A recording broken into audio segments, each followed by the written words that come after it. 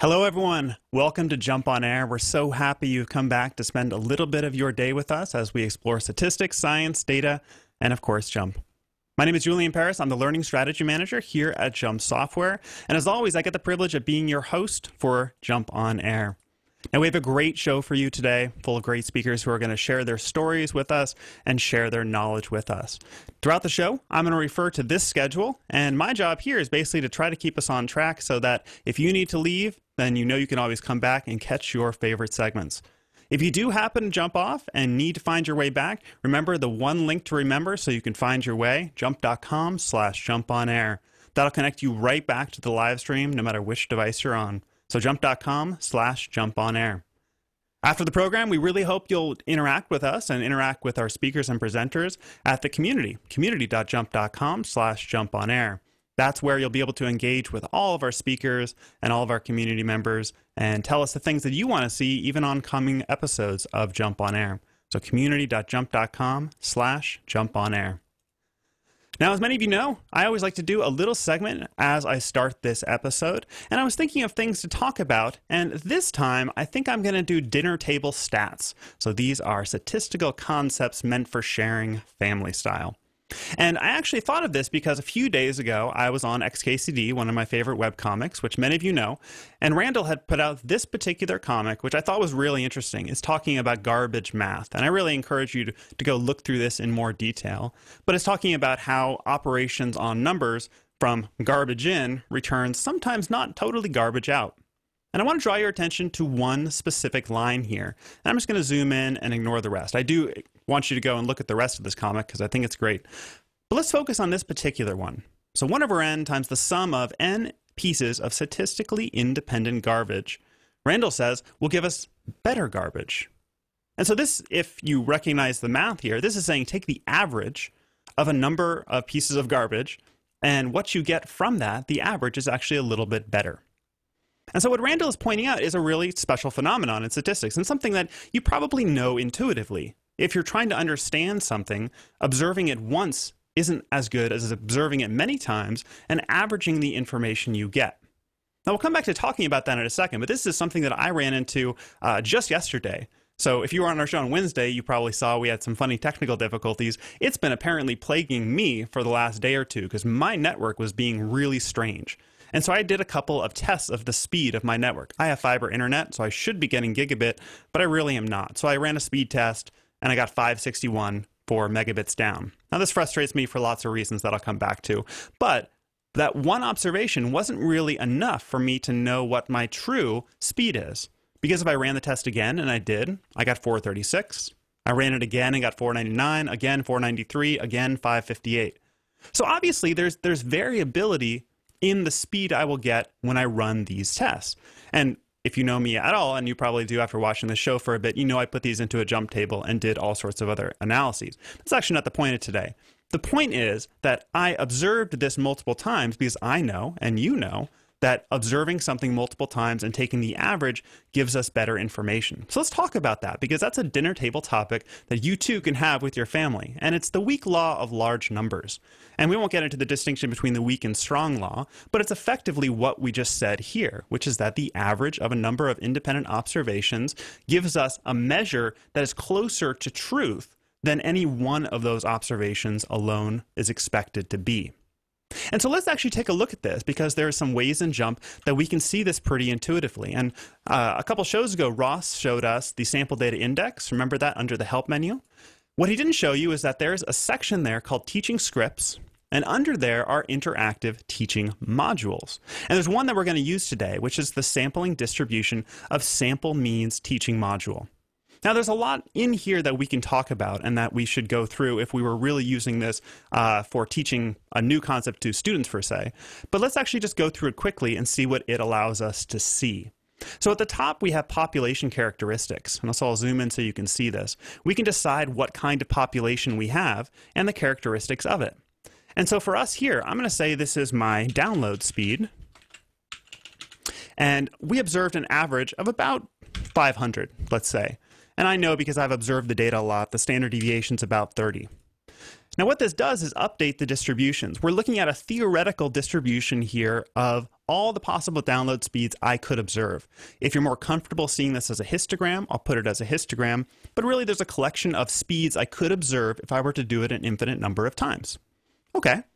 Now, what this allows me to do, though, as a demonstration, is simulate the idea of me running that 5-observation sample multiple times and see what I get. So what I'm going to do is tell it I want to do samples of size 5, and I'm going to draw just one sample. And let's take a second to unpack what we just saw here. There's a population, but what I've drawn is a single sample of 5 observations, and from that sample, JMP has calculated a single mean.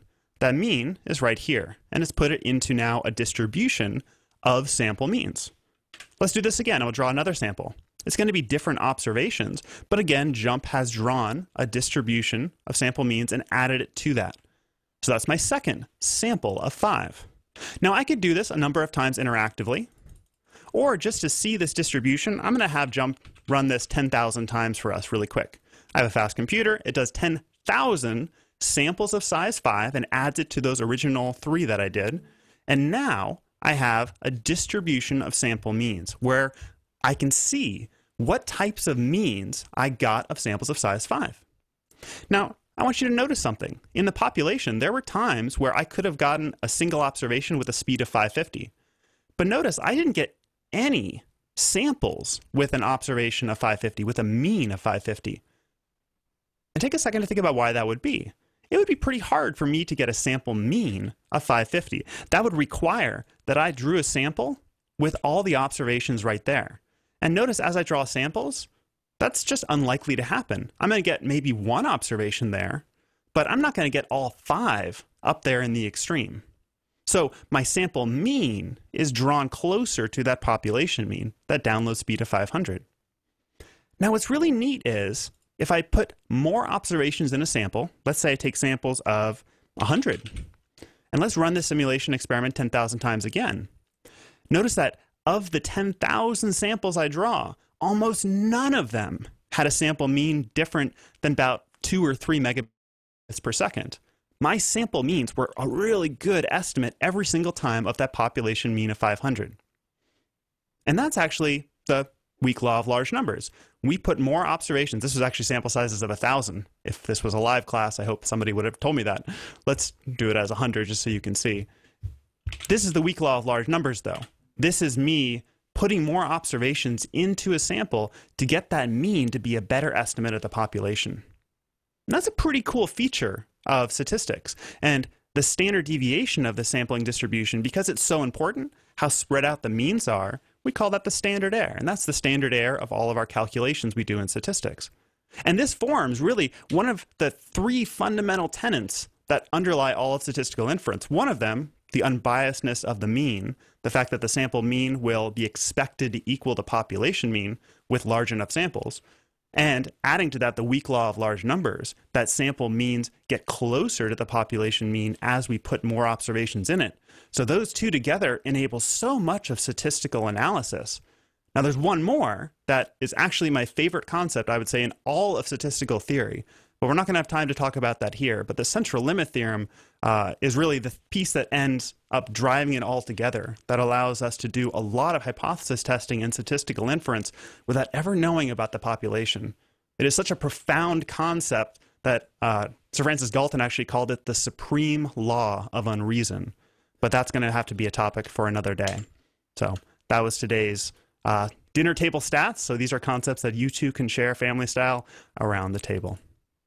All right, we have a great show for you today with lots of people who are going to be sharing lots of knowledge with us. So I don't want to take any more time away from them. Our first is going to be a Meet the Authors segment with Brad Jones and Douglas Montgomery.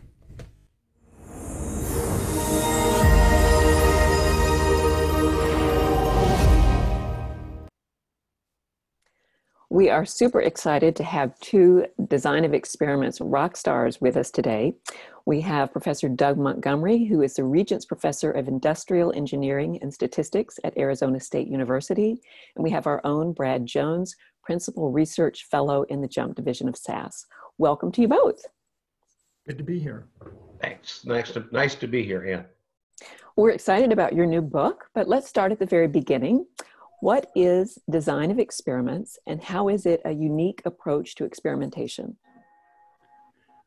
Well, let me start out by saying what it isn't. It's not like the experiments that you saw or did in a science lab, where you're actually doing a demonstration of something that you already know. Instead, when we do designed experiments in industry, for instance, it's because we don't know the answer that we want to find, and we want to learn something about how a system or a process behaves. And so what we do is we do a number of tests where we change the inputs of the system or process in a very special structured way in order to find out how each of those inputs affects whatever output we're interested in. Perfect, good. Well, please share with us the motivating factors that led you to co-author your new book, Design of Experiments, A Modern Approach. And Doug, let's start with you. Well, I've been teaching design experiments for about 50 years at the university level, and I've also taught a lot of design of experiments courses in companies, and I saw the technology in the field of experimental design changing, and Brad and I had talked about this for quite a long time. And we felt that there was an opportunity for a different kind of textbook or a different kind of book about design. Many of you know that I am the author of a design book. In fact, it's in the 10th edition, and it's been pretty successful. Something like 65% of the experimental design courses that are taught at the university level use my textbook, which is gratifying. That means that there's a lot of instructors out there that like it. But what Brad and I knew was that there were a lot of people, in fact, we found out that it's about 25% of the people that teach experimental design courses that use no book at all. They work with slides and notes and God knows what. And I think this is a disservice to their students, because I cannot imagine teaching a course like this with the amount of technical content in it without a textbook that the students can read and study and master the details. So we felt that there was a need for a different kind of book. And so that's what started the planning for this. And by the way, it took us 7 years to complete this. So we put a lot of thought into what we were doing and how we were going to go about doing it. Is that right? Is that about right, Brad? Yeah, I thought I may tell a story. About 10 years ago, you and I were were giving talks at the Joint Statistics meetings Right. in Washington, D.C. And the title of the session was, "Is there a new paradigm for design of experiments?" And what I talked about at the very beginning of this was the various paradigms that design of experiments has gone through, from R.A. Fisher at the very beginning to modern software nowadays. And there's been some resistance over time to the idea of using software as your major way to create designed experiments. But one of the things that I thought was problematic back then, 10 years ago, was that there was no textbook that was built around the idea of using software as the way to generate designs. And so John Saul, who's the co-founder of SAS and also started the JMP project, really wanted a textbook that felt that would fill that gap. And so now here we are 10 years later, we finally have that book. It took a while, but we got it done. Yeah, we're so glad you did. So what are the unique features of this book? And Doug, let's start with you again. Well, I think there's a couple of things that are really unique about the book. Is that every chapter has an introductory example, and in many cases the example is a standard design, what Brad sometimes calls a textbook design. And then we show in most cases how that textbook design is actually an optimal design, and you could create this with software. And then we start looking at, well, what if the problem was actually different? You know, suppose there were constraints, or there were some situation where that standard design didn't exactly fit. And then we show how straightforward it is to create a design that deals with that situation very, very nicely. I think another unique thing in the book is that we don't spend a lot of time on the details of statistical analysis.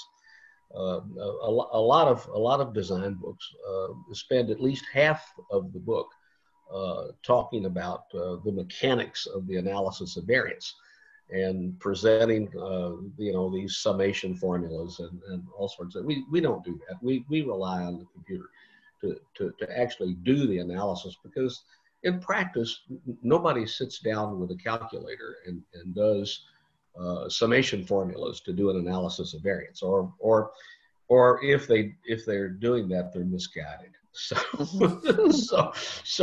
we try to get right straight to the use of the computer from the very beginning to constructing the design all the way through to the end, where you're analyzing the data and presenting the results in a way that somebody that's interested in the problem can understand what you've learned. Very streamlined. Good.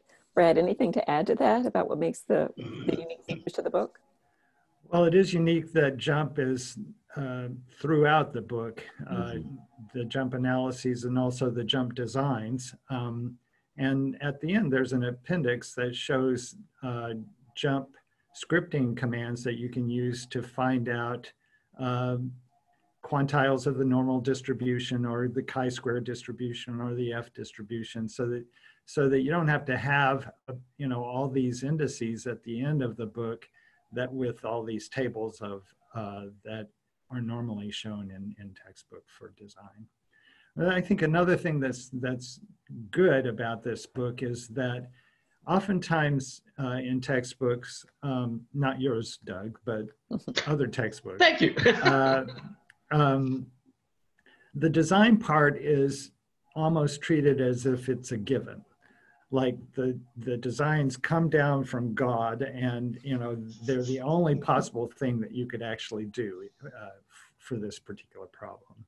And as a result, it makes the student think that there's something magical or mystical about the designs, and and that you must follow these very inflexible design approaches in the future. And that's totally the wrong thing to do. That's no fun. The recipes are always the same. Exactly. Sometimes you have to change the recipe. Exactly. You may not have one of the ingredients that you need. Yeah, right. If the stuff you have in the refrigerator doesn't fit the recipe, you've got a problem.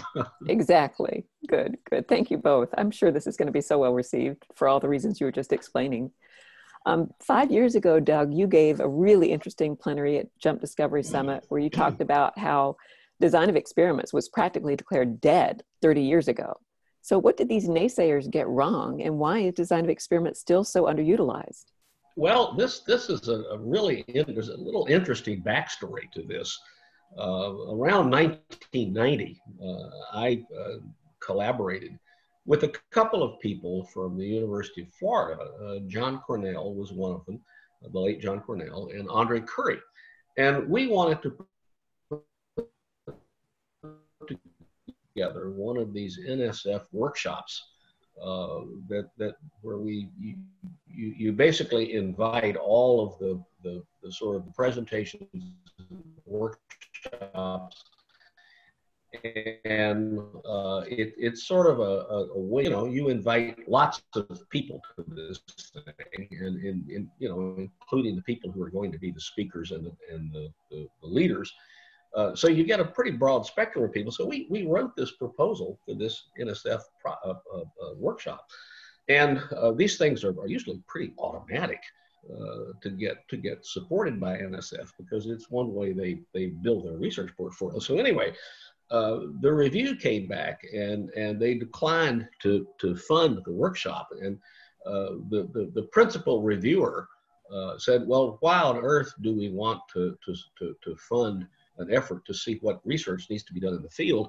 All the research that needs to be done has been done. The field is basically dead. And this disturbed me a lot, okay, because I had a pretty active consulting practice in those days. And I was out working with a lot of organizations and finding lots of applications of design and lots of problems that were unique and interesting and that hadn't really been explored very much. And you know, one of the things that I was seeing, just for instance, was the emergence of split plot designs in the industrial world. Now, split plots have been around in ag experiments for years, but there was all this stuff going on in the industrial world where split plotting was necessary, and the problem scenarios there are often different than they are in agriculture. And so there was lots of stuff that really needed to be addressed. And it was astounding to me that somebody who was an expert in the field could think that all the interesting problems were solved. It was just crazy. I think design is still underutilized in the science and industrial world. I think a lot of it goes back to education.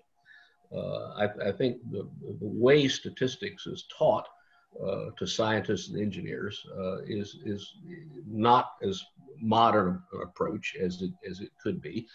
I used to tell my engineering colleagues the way that we would improve this in engineering education is to have more funerals. We basically need to have a lot of the old guard die. Okay, then I think things will get better, because, you know, for example, my experimental design course that I teach here at ASU is a master's level course, 500 level course. And I very often have well over 100 people in it, and they're from all the different engineering disciplines. And these people are getting PhDs in EE and in material science and chemical engineering. And they're going to go out, and a lot of them are going to become faculty, or they're going to become research engineers and research scientists in companies. And they're going to want to use this material. They're going to want to use it. And so it's an education. I think it's an education thing. Yeah, and I think there's also a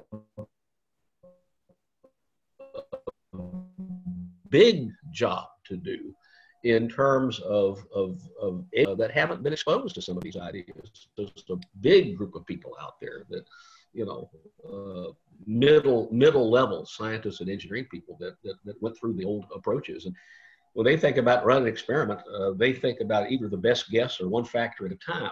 And that's just not the way to do things. Brad, right. You probably have some insight on that too. Yeah, that actually is a good segue into what I wanted to ask Brad. Brad, so the book that you co-authored with Peter Kloos, Optimal Design of Experiments, has actually been used as a continuing education tool for many organizations. And I was curious if your new book with Doug, if you think that will also be used in industry as continuing education. Maybe we can get some of this old guard to see things in a new way. Well, it's very possible that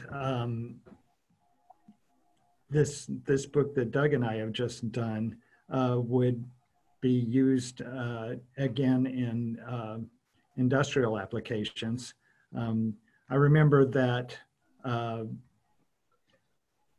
one of my friends from Eastman Chemical Company, Kevin White, bought his entire statistics team a copy of that book, and then they took turns teaching each other from each chapter. So this book could be used in the same way. There are 12 chapters, and you could make each chapter be the subject of a 1 hour talk in a course, maybe a few day course in modern statistics for experimentation. Okay, very good. Thank you. And by the way, the book has got PowerPoint slides that support every one of the chapters, and so using the book in the way that Brad describes would be very straightforward for people. Oh, good. That's useful to know. And we have a URL to share with the audience at the end. But before the next question, I want to read something. So back in 2012, Stu Hunter was introducing you, Brad, at Discovery Summit, and I want to make sure I get it right, so I'm going to read it. He said, as an old timer who's taught design of experiments for years and years and years, I want to testify to the fact that over the last several years, the art of experimental design has changed profoundly. And if I had to teach courses now in the university or in industry, I would have to teach it in a profoundly different manner. And a lot of that is due to Brad Jones. And I wanted to mention this because I think it relates to what you said earlier, Doug, about how statistics isn't taught well, and it's been criticized for a long time. Although thankfully, I will say there's evidence that it's changing, so that's good. But I wanted to more granularly go into what do you think the rate of change is in how design of experiments is taught? Is it being taught more modernly, or do you see evidence of it changing as well? And I guess, whoever wants to start. Actually, Doug, we'll start with you because you're still in academics. Well, I think it is changing. I think more and more you see courses on experimental design taught in programs that are outside of statistics. For example, our experimental design course here, and we actually have 3 courses in experimental design. We have the 500 level course, we have a 600 level course, and then, which is the PhD level course, and then we have a 500 level response surface course. It covers response surfaces and mixtures and a few other topics. And more and more, I think you're starting to see those courses taught outside of statistics. They're maybe taught like here. They're taught in engineering here. Our stats department does teach some work on experimental design, and I don't want to, these people do good work, okay? I'm not saying that they're not doing the right, but what they teach is a course that's aimed at the ologists. You know who the ologists are. The psychologists, the biologists, the sociologists, the whatever, yeah. And these folks need to do statistics as part of the research. And so it's more a course on analyzing the data. Okay, and I won't even let my students go take the course because it's a big SAS template. They show them how to run Procanova for every conceivable situation on Earth, and because that's what those poor folks need to do, but some of them come over and take our course. I get people from biology. I don't get people from sociology or some of the other ologists because of the math background. Okay. We engineering, we if you don't have a calculus prerequisite on your course, it can't be engineering. So that's funny. So that's but I do think by and large the education in experimental design is getting better. Well, and I think that experimentation is becoming more popular because more people are working with data and they're finding out that there are faster ways to learn from that data. But Brad, did you want to add anything about your observations and how DOE is being taught and how that might be changing? Well, I was gratified to find out from our academic group at JMP that there are over 150 different DOE courses already being taught using JMP as the generator of the DOE. And this textbook then can be useful to all of those courses because it makes each section, each new kind of design easy in a structured way. It introduces them from the very simplest designs to substantially more complex design, like designs for nonlinear models. Mm-hmm. So we start with one factor designs, then two factor designs, and then screening designs and so forth. And we also have discussions of random blocks and split plots and so forth. So there's a lot of material in this book. Good. Well, and I just wanted to add on to that. So just even in your interactions with customers over the years, I think you've seen scientists and engineers much more eagerly embrace modern design of experiments because they see how it can really help them. Yes, I think that the semiconductor companies have really bought into modern design of experiments, and even more so the pharmaceutical companies. The pharmaceutical applications are complex and they require a lot of thought, and the old school designs just aren't up to it. Right. Right. Very yeah, good. a lot of the consulting work that I've done has been with biotech firms and medical device companies, and these people are becoming and have become very big users. Right. One of the things that I discovered in my consulting practice is that the people would ask me to go, well, could you come and teach a course? And so I would, but I would tell them that I'm only going to teach a course if you have people that come to the course that actually have a project or a problem where they can use this.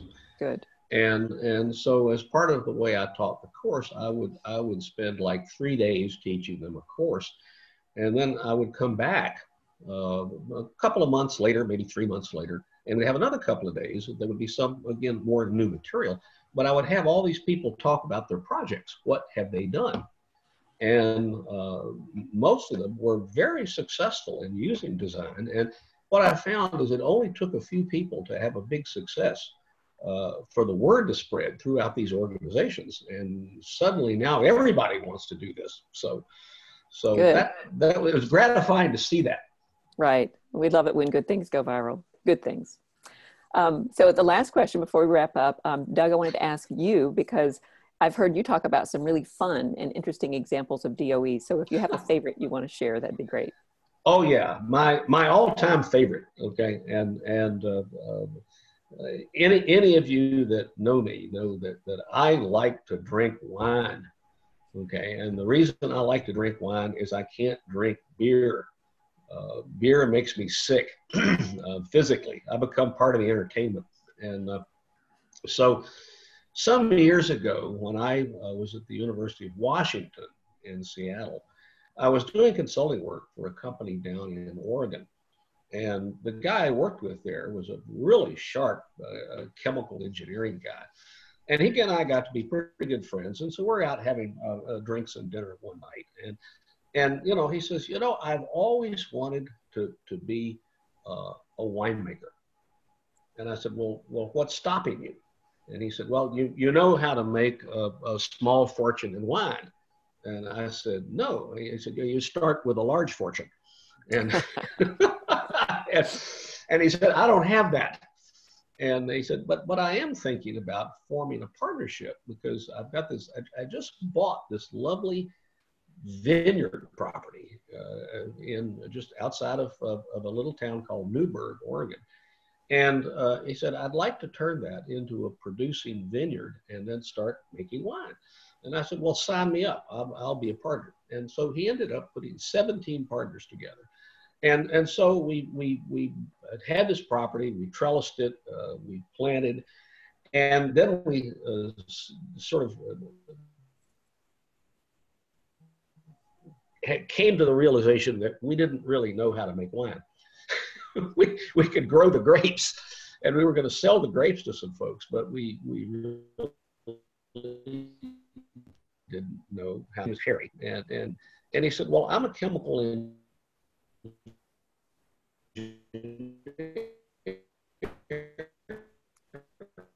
And he said, my first job as a chemical engineer, I figured out how to do it. And he said, Doug, you've been helping us at our company here run experiments to solve some of the problems we have with our castings. Let's do that here. So we set out to develop a winemaking process using designed experiments. And we did fractional factorial experiments every year for 5 years.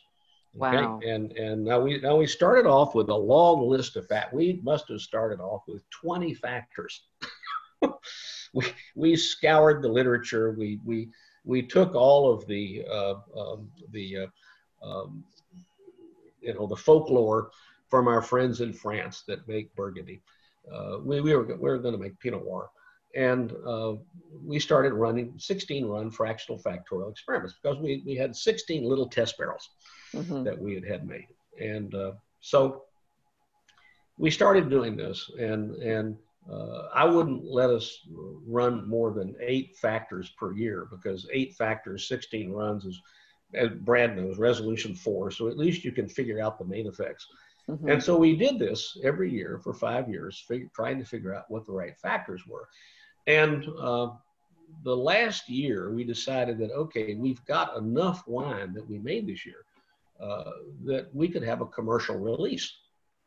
So we decided to do that, and we also decided to enter the wine that we had the wine that we had made from our process in a competition to see how it did. And by the way, there's a secret to getting an award for your wine.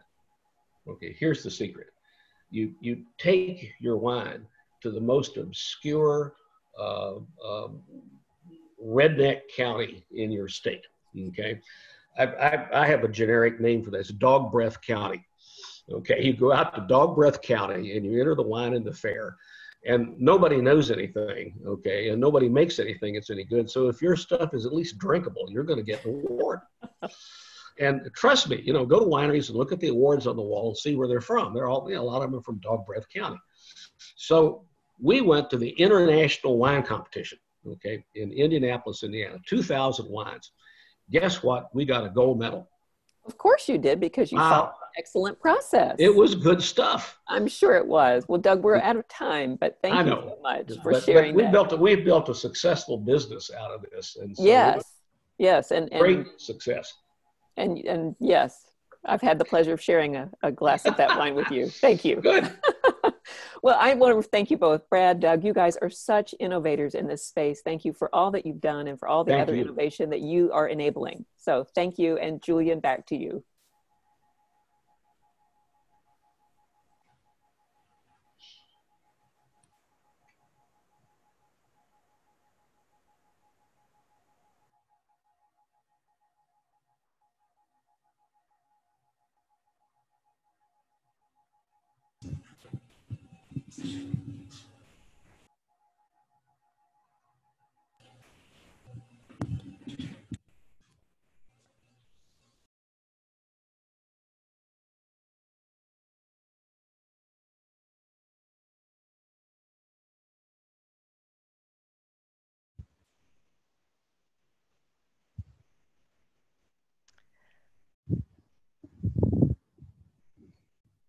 Hey, Julian, can you hear me? I couldn't hear you. Yeah, I apologize to everyone about that. Yes, I could hear you, Gail. And you can hear me now, probably. I can, and I'm in the wrong place on my slides, so you're going to have to help me go the right direction, backwards. Let's try again.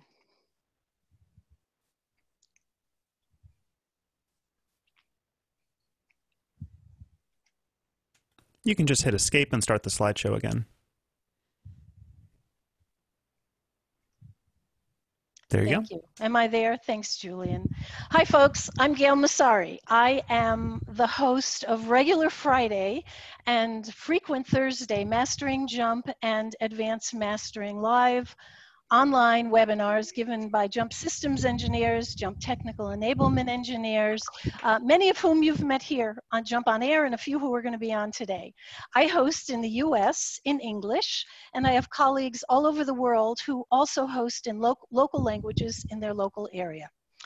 I planned to open with a short video. One of the people who's speaking with you later agreed that it was funny.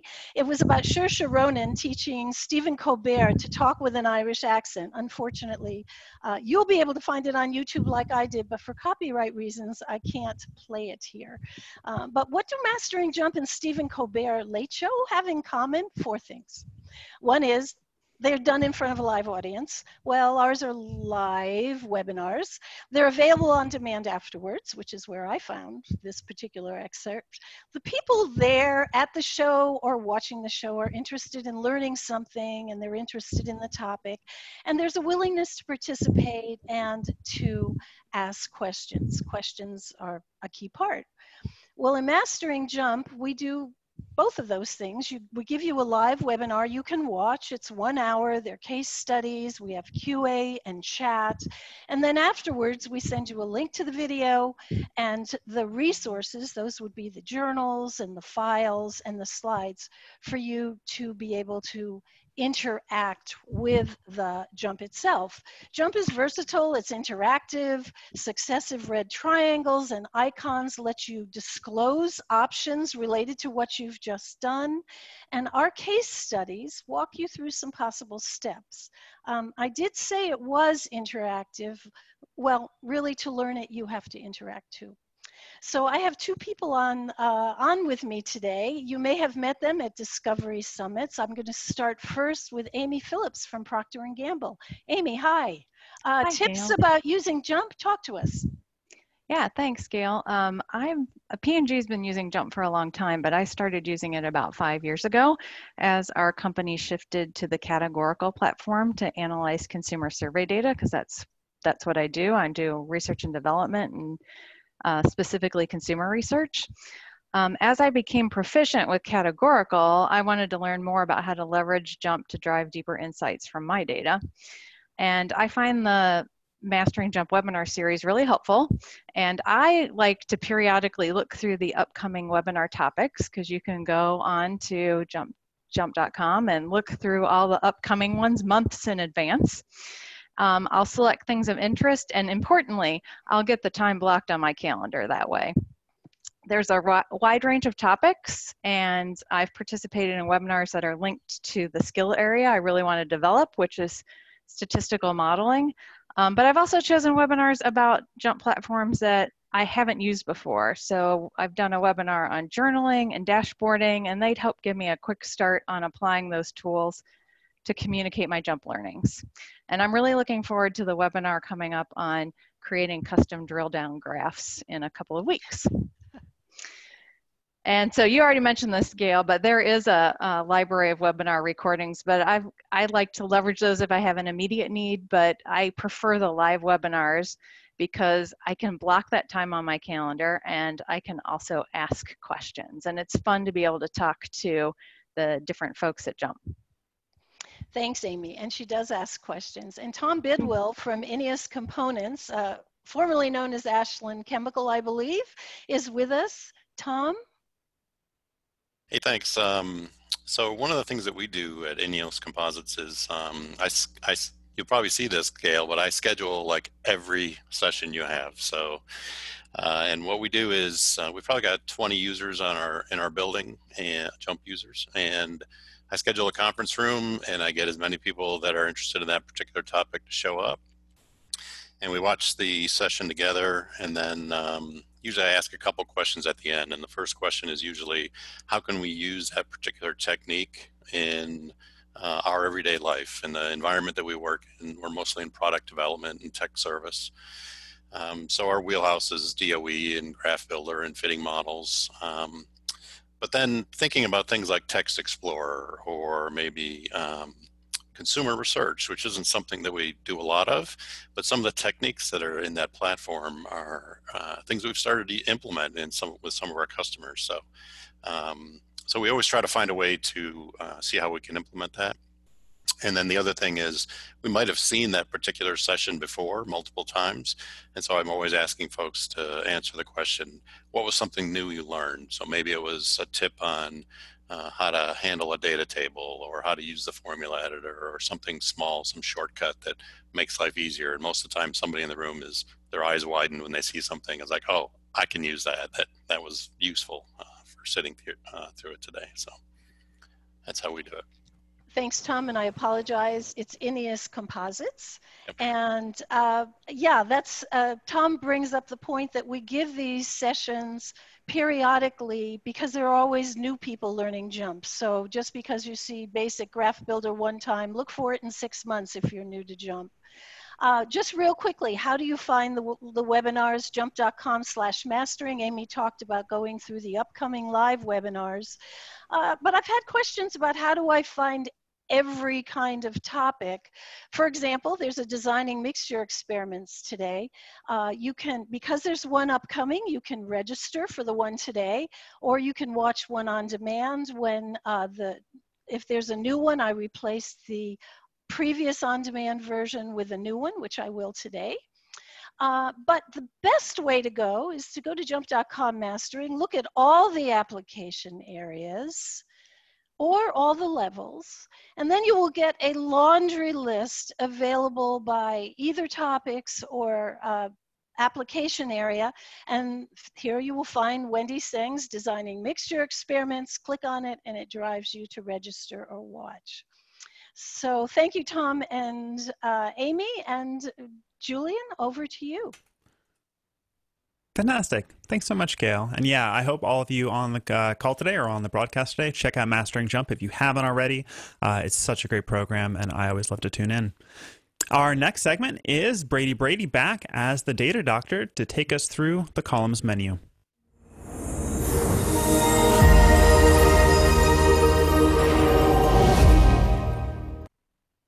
Hi, everybody. I'm just going to go share my screen here. Let's make sure that that can happen. I got to hide this little thumbnail thing too, because it's always in my way. All right. So, Julian, you seeing me okay? Just fine, Brady. All right, perfect. Today, thanks for joining us, everybody. And what we're going to do is talk about splitting and combining text. There's a lot of things that we can do with text columns, and we won't have time to get them all today, but we'll hit them in some future episodes. But what we will do today is talk about some built-in functions for doing this, the text to columns and combined columns. And then we'll extend that power by looking at functions we can use inside of formula columns. And along the way, we're going to find a very powerful add that we can make, which is a utility function called Eval Insert. So let's get right into it and start off with a common problem that people have seen before. We've got text data in a column and we need to break it into separate columns. Here, a pretty simple example, at least in terms of what we want to do, we'd like to break up these names into first and last names. And so where we'll find the capability for this is in the columns menu, most of the way down in the utilities section, we can see text to columns. Now, the first thing I want to tell you about this feature is that let's suppose I don't have any columns selected in the data table. Well, then this utility will be grayed out. So if you can't access the utility, that probably means you haven't selected a column. Once you select a column, you can come into this utility section. Let's go text to columns, and we will be asked to enter the delimiter. How do we want to break up the text? In this case, we're going to use spaces. So I can type a space. We can also use special characters as you see here, and this indicator columns we'll talk about in another show. But for now, we'll just type in a space. And here we go. The first thing we notice is that instead of just 2 columns, we have 3. And why did this happen to us? Well, let's take this first row of data. You know, there's a name separated with 1 space. And so if there's 1 space, it gives us 2 different words. Sometimes we have 2 spaces in the text, and that's going to give us 3 words. And we notice that this happens to us whenever someone has used a middle initial. And so really what we'd like to do is just copy over those. We don't care about the middle initials, middle names. We just want the last names there. And so fortunately, because of the way JMP selects rows, we can do that really easily. We can pick any empty spot here in the 3rd column and just select the matching cells. So just right-click that, select matching cells. And now we can invert that selection by clicking anywhere here to the left on the blue and just say we want to invert the selection. And now you'll notice we've precisely selected anything with text in that third column. We can now do a Control X or a Command X on the Mac. And without disrupting our row selection, you'll notice that if I click among these column headers, I get the same rows selected in that particular column. So now we'll go to this second column and just Control V or Command V on the Mac, and we've pasted right over those middle names. So we're done. That's all we had to do. We'll delete that third column. We could rename these first name, last name, but that's it. And this works for all manner of delimiters. It's not just spaces we could do. We could just pick our delimiter. Here we've got email addresses. And so we could do the same thing. Let's come here to our utilities, text to columns. Go ahead and type in that @ symbol, hit OK. And here we've broken the email up. And we could repeat this, right? We could break up those names with periods. The same with these emails. We could break off the .com. And so that's all pretty straightforward if we have a simple break like that. Let's look at this example though with phone numbers. And let's begin with the end in mind. What is it I want to look at when I'm done? I want to see this. Okay, that is the format that I would like to see. 3 numbers, dash, 3 numbers, dash, 4 numbers. I would like all of these phone numbers to look this way. Well, there's a couple things that we're up against. First, take a look at the formats. They're all over the map. I've got periods, I've got spaces, I've got parentheses, dashes. There's a lot of ways these numbers are set up. So that's my first challenge. Next challenge is, the format I want, I've got to put things back together and get just a single delimiter, that dash delimiter. And then there's also the challenge that some of these fields have 4 chunks of numbers, if you will, 4 groups of numbers. Some only have 3. And it's really the last 3 groups that I want, right? I don't care if there's a leading 1. So how are we going to deal with this? Well, first, let's just break up the text. I'll get rid of this column I made, and we'll go to text to columns. And the great thing about it is I can type multiple delimiters. I can just type them all, left parent, right parent, dash, period, space. Just type them all in there. Hit OK. And you'll notice we're now in the scenario that we were with the names. There's some shifting of columns depending if we had that leading 1 or not. But in terms of the data, we've got all the chunks we want, and it's a simple manner of cutting and pasting over to get what we're after. I'll go to this first column and pick any one in there and select the matching columns. And so then without disrupting my row selection, select matching rows.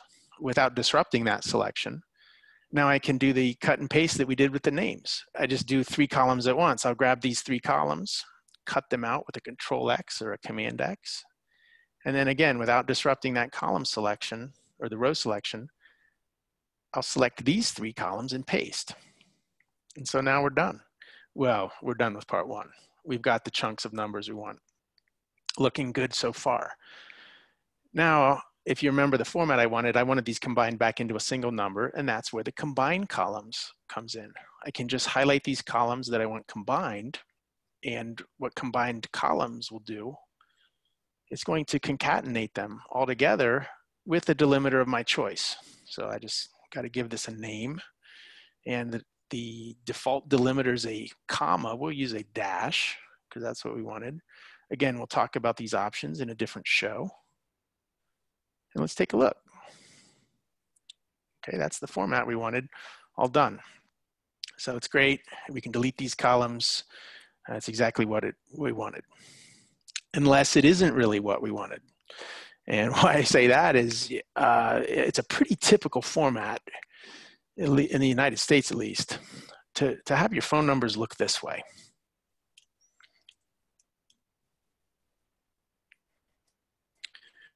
You set off digits as an area code and you put that in parentheses, and then you have a space, and then those other groups are separated with a dash.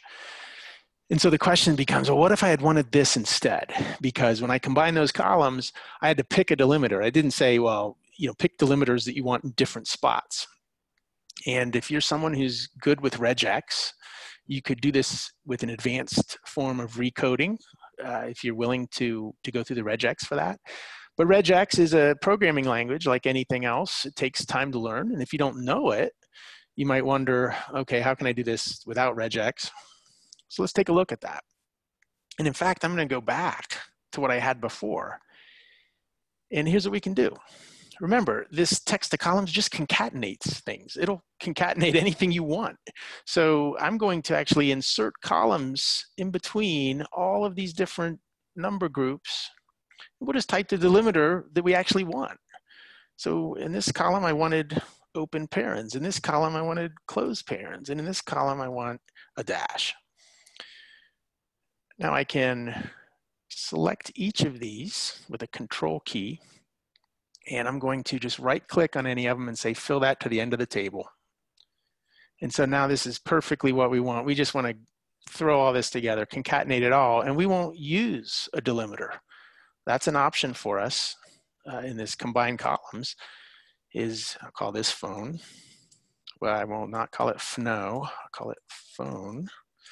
And we will just not use a delimiter. I deleted the delimiter. Hit OK. And that's pretty close to what we want. In fact, it's just missing a space. That's okay.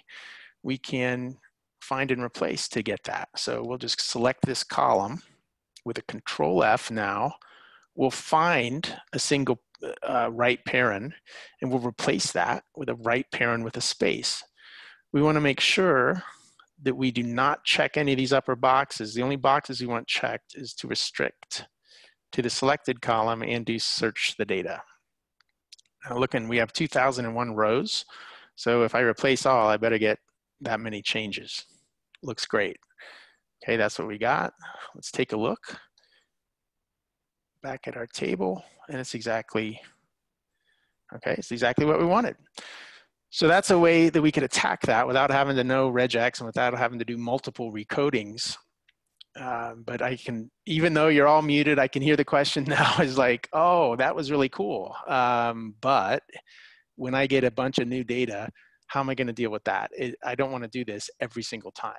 Can I have a formula for this? And the answer is, of course, we can. The deal is we're going to have to learn a couple of new functions. And so these are the word and words functions.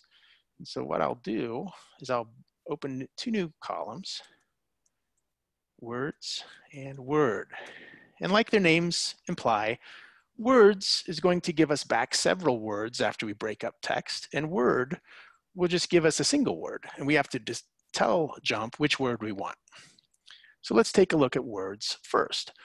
Words is just going to do the same thing that text to columns did. It's going to break up text. So let's go to our formula and take a look at the syntax of this. It's a simple syntax. Words, and at its simplest, takes a single argument, the column that you'd like to break. Well, we want to break the number column. Let's just do this and see what happens. Okay, well, what happened? Well, in the first row, we got two different words. You can see them separated by a comma.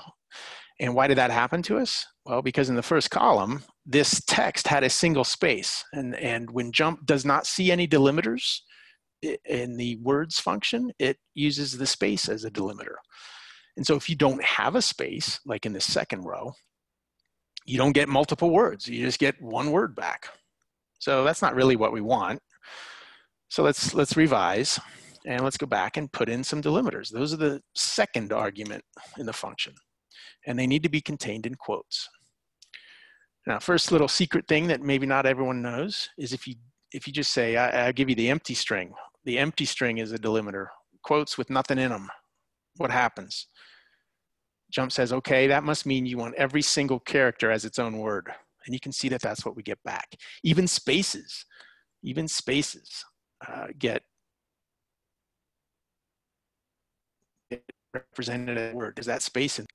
So very powerful, but again, not what we want. So let's try again. And let's say, okay, let's put in those delimiters that we've been using all along. open parent, close parent, dash, period, space. Let's put all those guys in and see what happens. And look what comes back. It looks the same. It's not in column form, but it's that same information that came back when we broke out the columns, when we did text to columns. So this is getting us pretty far. And so right now, what we'll do is we'll say, well, let's go to the word function. How's it different? How it's different is you, instead of getting a whole list back, you have to say which word you want. So let's take a look at it.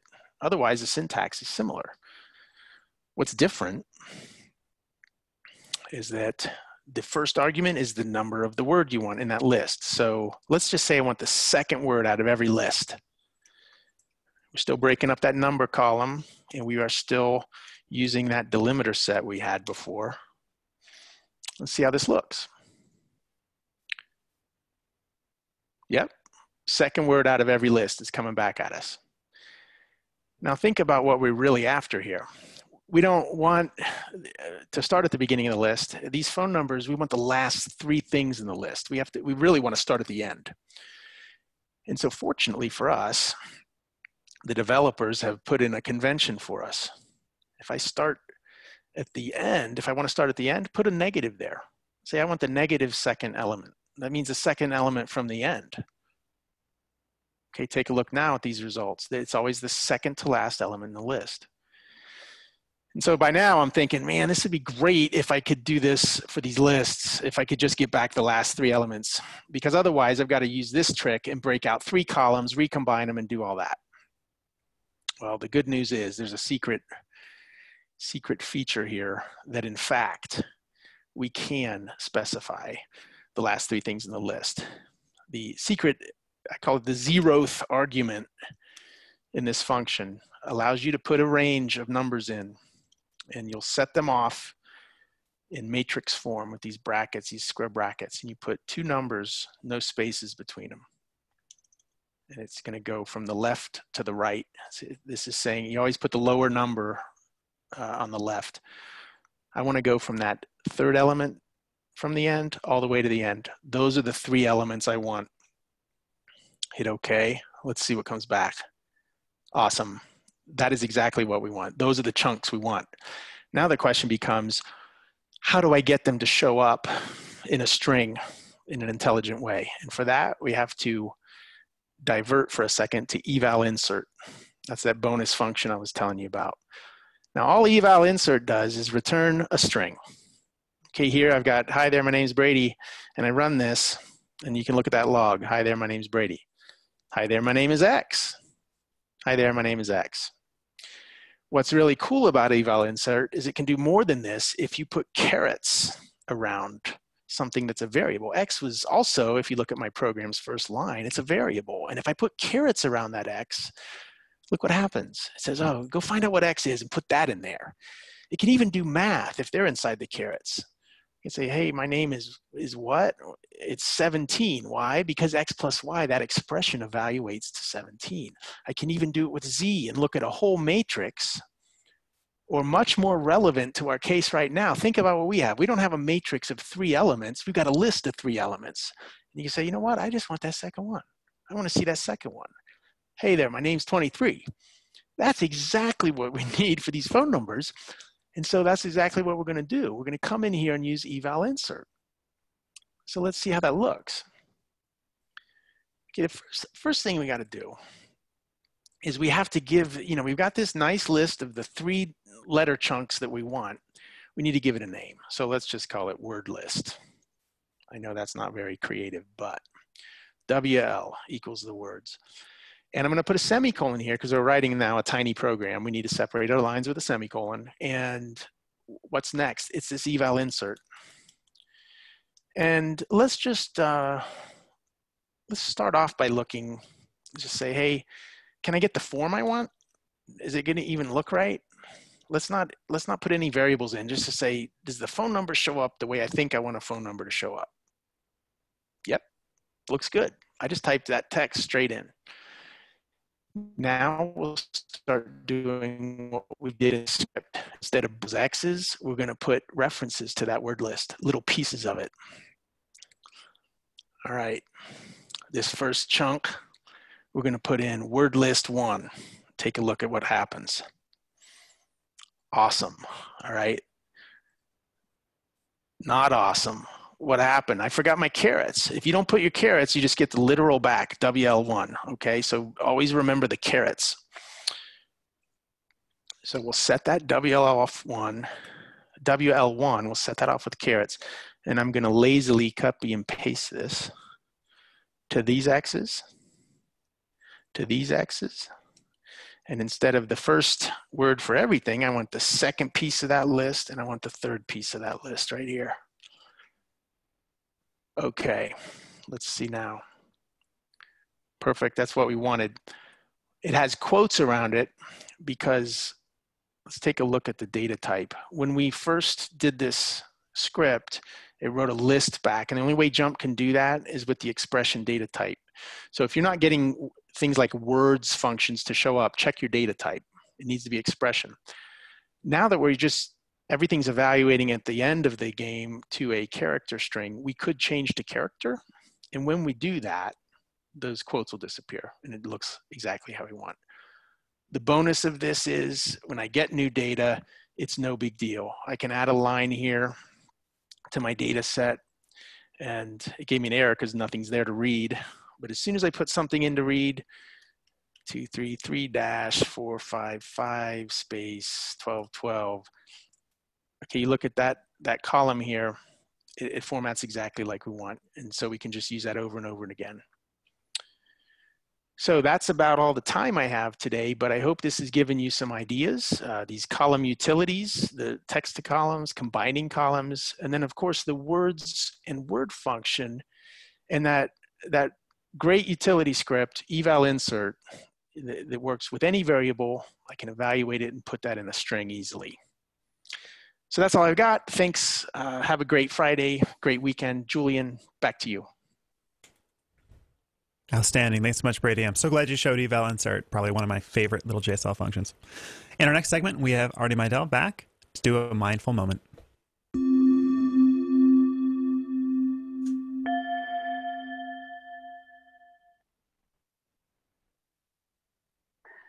Hi, everyone. Welcome to the Mindful Moment. My name is Arti, and hope you're doing well. I'm reading online and listening to podcasts that a lot of people are feeling anxious, feeling a sense of loss in the sense of things have changed so much that they've lost their, sense of what life is usually like. So some of the best things for that are to breathe deeply and to feel grounded. So that's how we're going to start today. So if you'll step away from your desk, from your chair, set your chair aside like I am, and then I really encourage you, I'm going to tilt my camera down a little. I really encourage you to take your socks and shoes off if you can, so you can really feel the floor here. And so just come to stand on the floor. I'm going to wait for a little bit so that people can adjust their audio settings and take off their socks and shoes. And then when you're ready, just come to stand with your feet on the ground. Your feet are hip distance apart, toes are pointed forward, shoulders relax down. Relax your face. Arms are down by the side.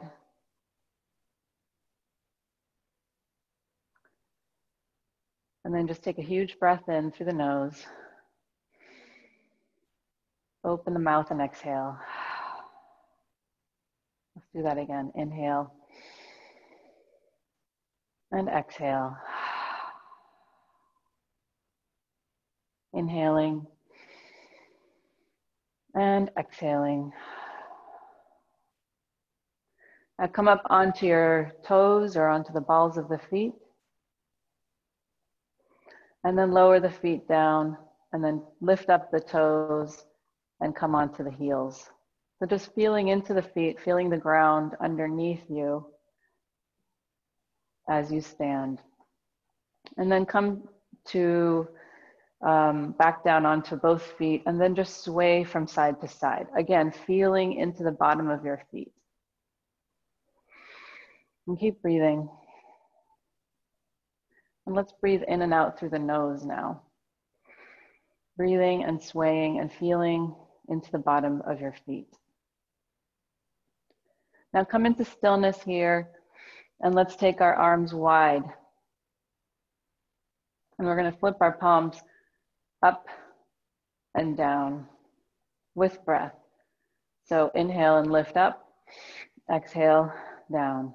Inhale and exhale. Inhale and exhale. And now come to arms wide with palms up. Flip the right palm down. Bend the elbow, bring it back behind you. And then the left arm reaches to the sky and bends, and you're bringing your hands toward each other. They do not need to meet. Just going for a little stretch here. Let's take a deep breath in. Open the mouth and exhale. Release the arms wide. Flip the palms again a few times. Inhale and exhale. Inhale and exhale. And this time come to palms up, lower, or rotate the left palm down so that the left thumb points down. Bend the left elbow, bring it back behind you, right arm reaches and bends, reaching the hands toward each other for a stretch here in the shoulders and back. Inhale here, open the mouth and exhale. Release the arms down, shake it out. And now bring your feet together. Toes touch, inner edges of the feet touch. Then we're going to try a little bit of balance, again, to help us to ground and to notice what we feel here. As we lift, let's lift the right foot up into the air, flexing the foot. Just testing your balance. You can place your hands onto your hips. Is that standing leg shaking? Just notice. Feel the connection of that foot that's on the ground to the floor or to the rug underneath you. And then just see what happens when you rotate the foot that's in the air at the ankle, and breathe. And then lower that foot down. We'll try the other side. So start with feet together. Lift the left foot up, or whichever foot it is for you, that's fine. And initially just start with the foot flexed and find your balance. And if you're shaking like I am, totally fine. Totally normal. Take a breath here and notice your legs. Notice your foot that's in the air, the foot that's on the ground. And then see how this ankle feels. Rotate the ankle in one direction and the other. And then lower that foot down with control. Bring your feet back to hip distance apart. Toes are pointed forward. Arms come down, and we'll just finish with a few more deep breaths here.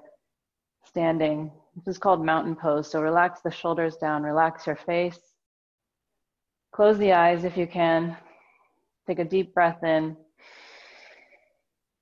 Fill all the way up to the collarbones. Exhale slowly. Inhaling through the nose. Open the mouth and release slowly with control. Feel the feet. Feel the tips of the finger, and let's inhale one more time together. Inhale. And open the mouth, exhale slowly.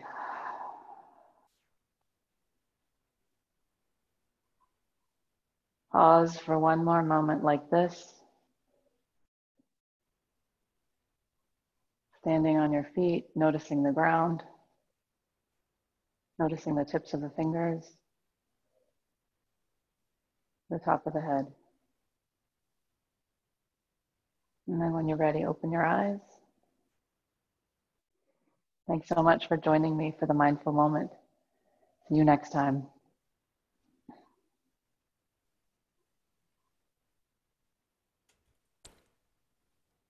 Thank you so much, Hardy. And our next speaker, Jen Kao, is going to take us through in our next featured programming, Forecasting Made Easier.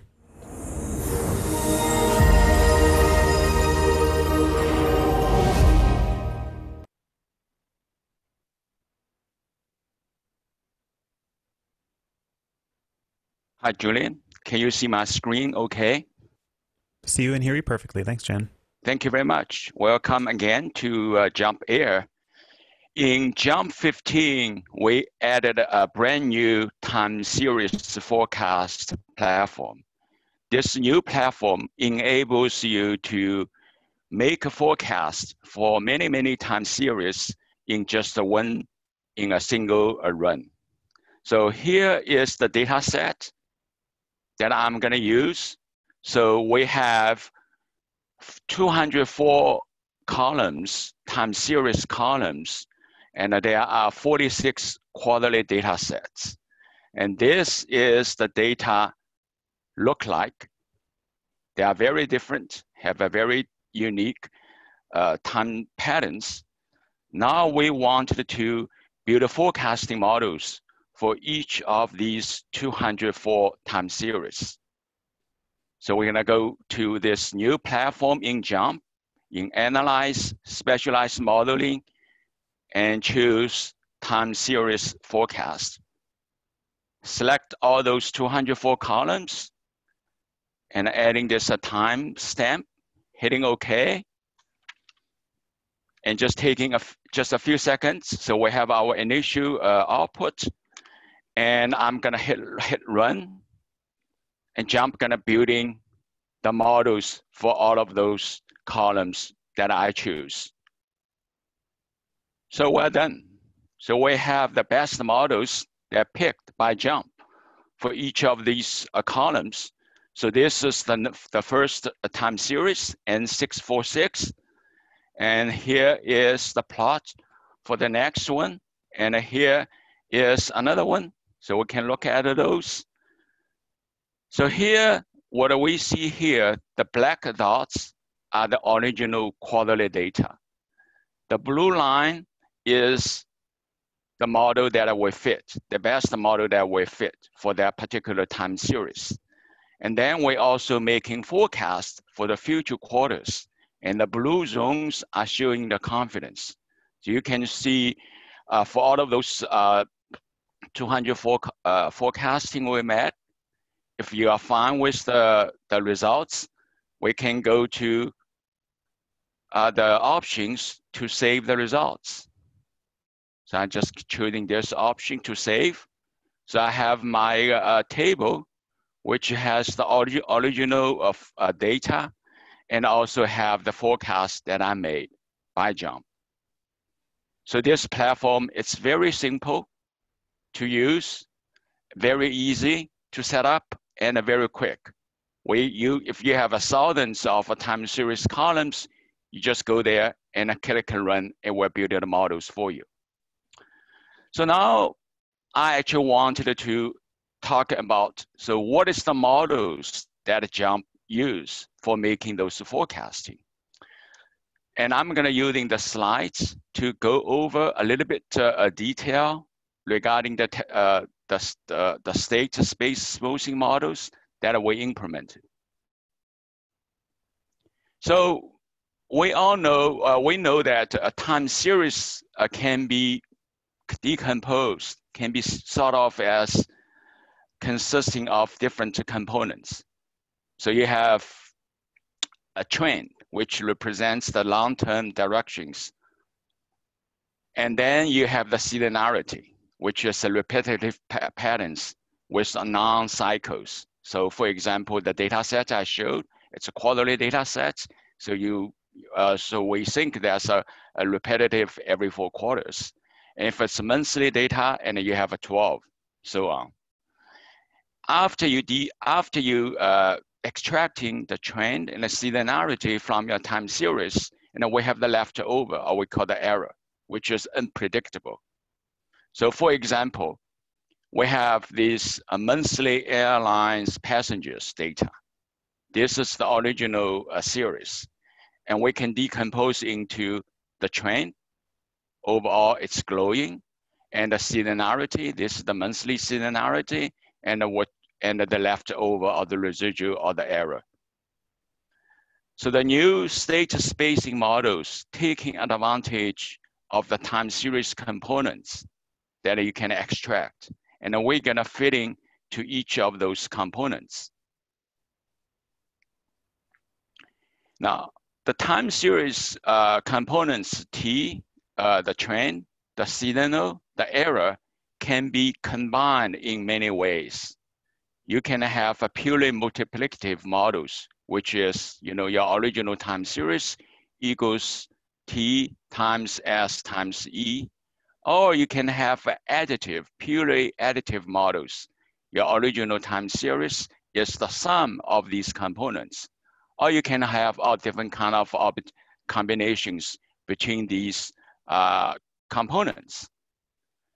So for example, the trend, you can have 5 different types of functions for your trend. First is none, you have a none, you don't have any trend, it's all level. Or you can have an additive trend, a linear growth with over time. Or you can have an additive damped trend, the trend decreasing over time. And these are the additive versions of the trend. And you can also have a multiplicative form of the trend that you can specify. So the smoothing methods, the exponential smoothing methods are used to forecast with the time series components that we can extract or we can decompose from our original data sets. So JMP will fit up to 30 models and select the best model for each of the time series that you're analyzing. Now, why there's 30 models in total, it's because that we have 2 types of error, additive and multiplicative. And you can have 5 types of trend I just showed.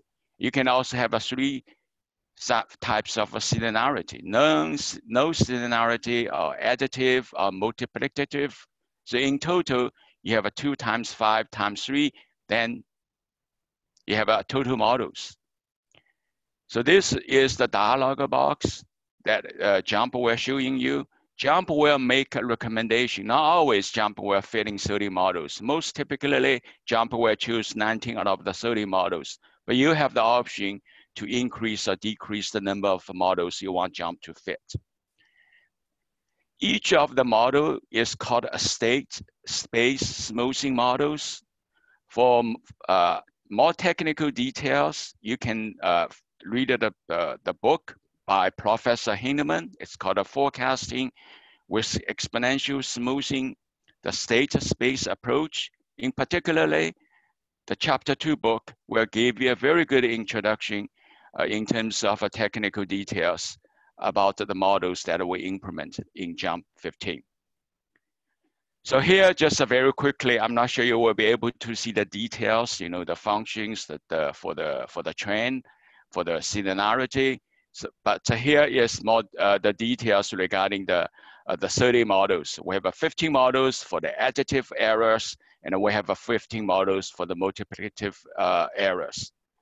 And a model is represented by the triplet in the order of error, the type of error, type of a trend, and type of a seasonality that JMP finds for you. So for example, if JMP indicates here is the best model is A sub dn, which means your error is additive, your trend is additive damped trend, and then you do not have a seasonality in your data set. So that's the notation that we use in JMP. Again, for any details, go if you can have access to that book, it's in the chapter 2 tables to these tables.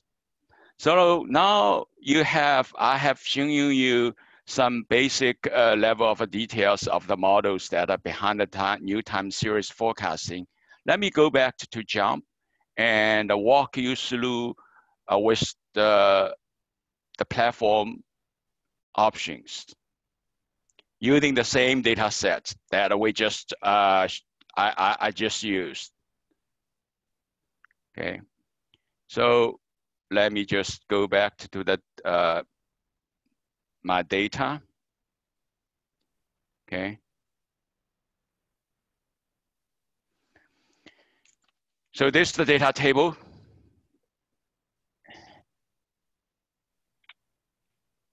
Oh, just bear with me.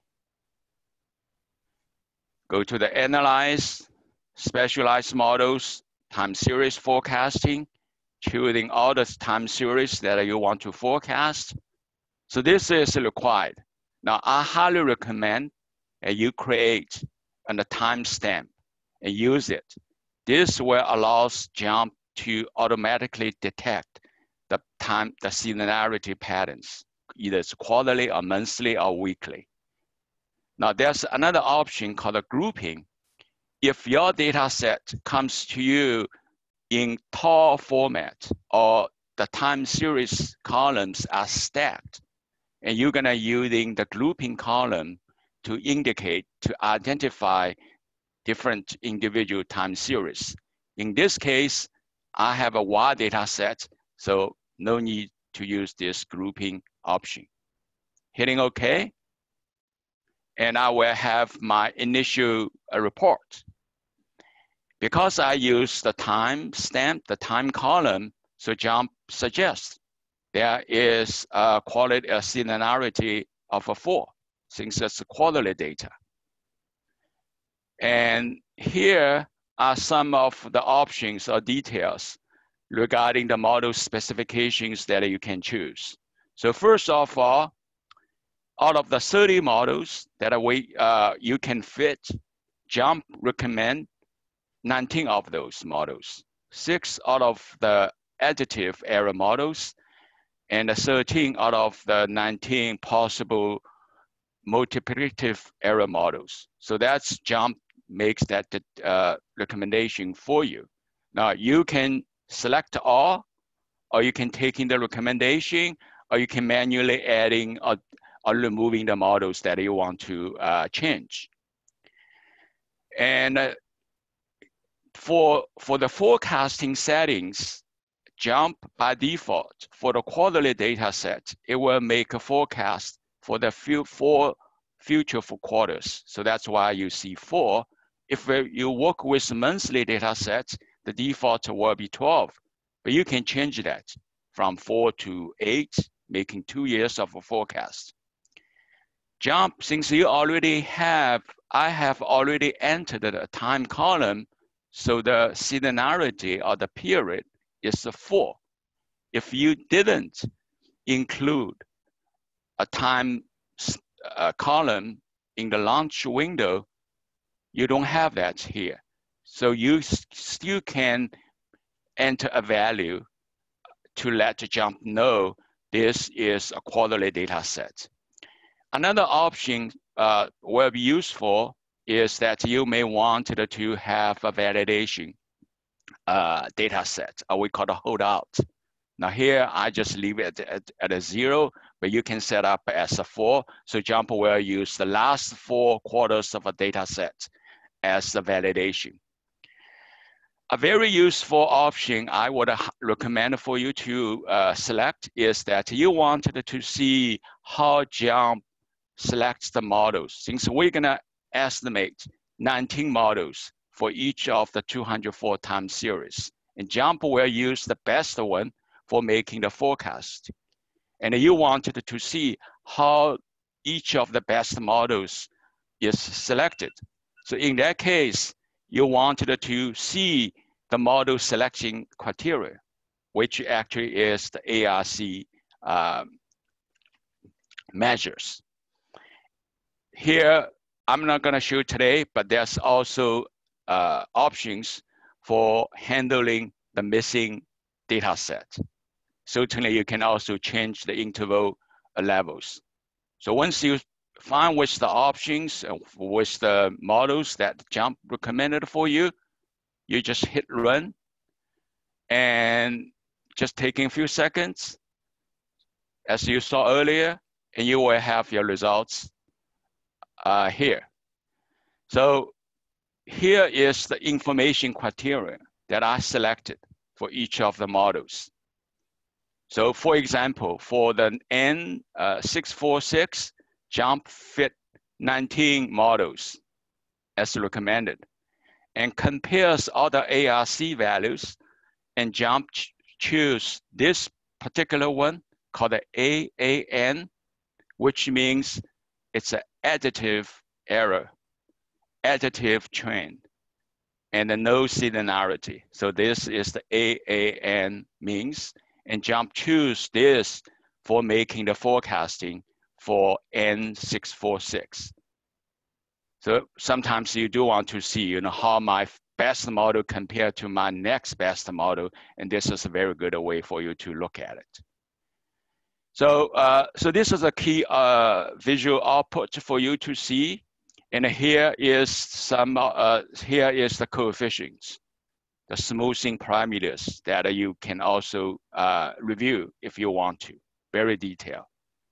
Now, after you've done that, just don't forget to save your results. I choose this original, save the forecasting to a separate table. You can also save the forecasting to an existing table. You can also change to the forecast to 8 quarters instead of 4. So that way, and here I'm making, I'm adding the forecasting to my model. So adding that to the model, or you maybe wanted to save into a separate table. So these are the details, the options that you can choose for when you do your analysis. Now, before I wrap up my presentation today, I would like to let you know this new forecasting modeling is also available in Graph Builder. So let me just using the airlines data set. So this is the airlines data set. If I go to the Graph Builder and looking at the time series plot of the monthly airlines passengers, and I look at this, now you can fit in the forecasting to the data set you have, line for fit, and go into the time series forecasting option. Now, since JMP, here I have to tell JMP, this is a monthly data set, and there is a seasonality of 12. And I also wanted to making forecasting for the next 12 months. So I just do that. And JMP will fitting the model okay. So I actually undo. Let me just, So I have this. So the blue lines is fitting to the historical data set, and the red lines here is the forecast that I made for the next 12 quarters. And here the model that I fit is called MAM. If you remember what this MAM means, and that the ordering of those components is multiplicative error, additive trend, and the multiplicative for the seasonality. And those alpha, beta, gamma are the smoothing parameters that are fit. Very useful when you want to do looking at your data set in the graph, and this new modeling technique is also available to you. So I just want to wrap up my presentation today. We're a little bit behind the schedule, so I don't want to spend too much time on this. But as you see here today, I hope I demonstrate that the key benefits of using this model is very easy, very simple, and fast. And it streamlines the traditional forecasting modeling steps. So here you just want to let JMP know this is the column, this is the time series columns, and hit OK, run, JMP will run the model for you. And this is very useful when you want to making forecasting for hundreds of thousands of time series just in a single run. With that, I concluding my presentation, and back to you, Julian. Outstanding. Thank you so much, Shan. And yeah, I hope everyone tries out the new forecasting options in JMP 15, especially in Graph Builder, which is quite exciting. In our next segment, we have Jeff Upton here to do this day's Stat Snack, where we have bite-sized pieces of statistics knowledge for you.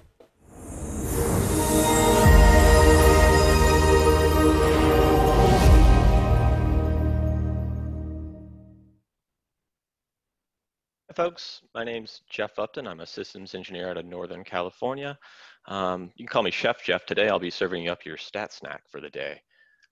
So we're going to be talking about multiple linear regression in this episode. So previously, in a previous episode, we talked about single linear regression.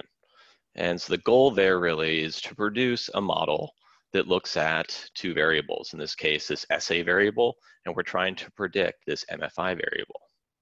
Now, with multiple linear regression, we take that concept and we expand it to many different variables.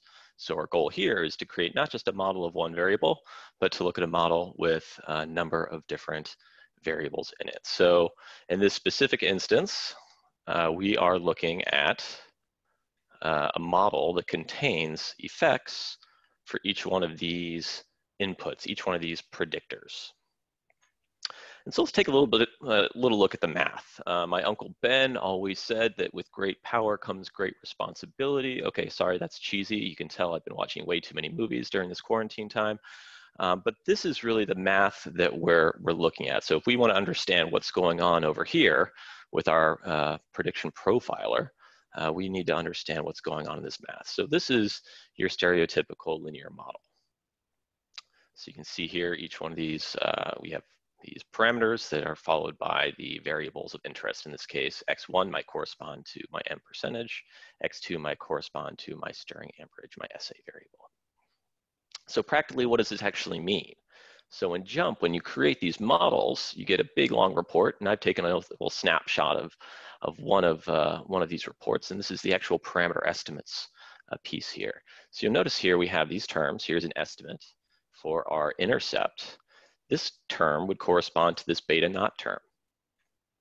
Likewise, in a similar fashion, this SA term, this estimate for this variable might correspond to this beta 1 term, if this x1 variable then is representative of this SA variable. And so you can expand that, you can go on a little bit further. If you'll notice here though, in this parameters estimate table, we have these p-values that we're calculating for whether or not each one of these parameters is significant in our model. And you'll notice that pH really is not a very significant term in our model. So, but why is that? So if we take a closer look at the math, you can expand out this model to include all kinds of different terms. So here's our standard model. Here's this term right here, beta 3 times x1 times x2. That's called an interaction term. So if we look up here in our model, pH might not be very significant. It might not be very important in this model. However, there are some terms, right? For instance here, stirring amperage times pH. That's an interaction term, and that is significant. And so what does an interaction term look like? Well, if we look over here, I'll expand out our profiler again. Take a look at, for instance, that pH, the slope of that pH line. So if I'm operating at a very high stirring amperage, the MFI value that I would predict gets lower as you would increase your pH. Now that's opposed to if I'm operating at a very high stirring amperage. Now that relationship has changed. The slope of that relationship has changed. And so if I increase my pH, I'm actually increasing my MFI. Now that's a very important concept because that's something, you know, that is not necessarily very easy for the human brain to process. And that's where this fantastic statistical software can really come in handy. Now, some of you might also be saying, well, look, you're saying this is linear regression, but I see a curve right here. And that's because really what we're talking about with so far as the linear regression is concerned, we need to follow this formula right here. If we can't somehow reshape our model or our equation to look like this format, then we're not doing linear regression. So you'll notice here, we have these interaction terms, we do have these quadratic terms, and those correspond to some of the pieces up here. For instance, the stirring amperage squared, that's what gives us the curvature that we see over here with this SA variable. So how do we actually build these models? Well, really we're building on what we learned about from Alicia at an earlier stat snack. We're essentially taking this simple single linear regression model and we're expanding it into a number of different dimensions. So just to really quickly recap, what do we do with linear regression in general? Well, we have all of our data that's represented by these points, and we fit, for instance, a line to this data set. And really, when you're doing linear regression, you're not necessarily fitting one line, you're fitting many lines. And basically, what our software is going to be doing for us is it's fitting an infinite number of these lines, and it's calculating what we call the residual or the minimal, the squared error, the error of the prediction versus what we actually have in our data set. And so think about that. That's single linear regression. Now, if you were to expand that out to have two variables that you were trying to do regression on, you might have a plane. And so you might be calculating the residuals that are, orthogonal to that plane. But ultimately, in this specific instance, we've got many more than two variables. And so JMP actually will take care of, solving this equation via some matrix algebra that we are not going to get into today. So there's some additional pieces here that we need to consider. So when we're considering single linear regression, we're typically talking about our R-squared values. I mean, we typically use that as a measure of fit. How much variability are we explaining in our data set with respect to a specific variable, the variable we're trying to model? And so when we're doing multiple linear regression, we can expand on that parameter, and we get what's called the R-squared adjusted value. And so the formula, I mean, it actually includes the R-squared, but we have this kind of correction parameter here that includes, that will correct our R-squared value based on, or adjust R-squared value based on the number of predictors that you have in your model. So what this allows us to do is it allows us to compare a big model like this to a much smaller model that might only have 2 or 3 of these variables. And so what does that look like? So let's take a look at 2 different scenarios. One scenario in which I've taken a model and I've just taken every single variable in every single interaction, second order interaction, and every single quadratic term. That's a response surface model. And we haven't done any variable selection here. You can see we've got a lot going on. We've got a lot of parameters in this model. We'll compare that to actually what we're looking at over here on the right here. So this is a much more simplified model where we're only looking at terms that are more or less significant to this process. And so if we were to look at the summary of fit for either of these models, you'll notice for the big, huge model with all those terms, my R-squared value is pretty high. It's 95%. That's a fantastic model. Maybe. What we really want to do, though, is we want to compare this R-squared adjusted, though, because what this is going to tell us is, hey, with respect to the number of parameters in your model, how good is our fit? And you'll notice here, it's very subtle, but the R-squared adjusted is actually better for the simplified model. There's other things that we might want to do here. So for instance, we want to know, are we actually following the rules of multiple linear regression? So we have really 3 main rules. There's of course more to it. This is an oversimplification of this. We're not going to really get into this today. If you want to learn more about this multiple linear regression, as well as a variety of different topics, check out the statistics knowledge portal, jump.com/skip. And if you want a little bit more of an in-depth training, this is hours and hours of content. Highly recommend our statistical thinking course. That's all we have time for you today for our stat snack for today. Again, I'm Jeff Upton, and I'll hand it back over to you, Julie. Fantastic. Thanks, Chef Jeff. I like that, and I think we should make that stick. In our next segment, we have Olivia Lippincott here to do our jump in action, where she's going to take us through multiple factor analysis.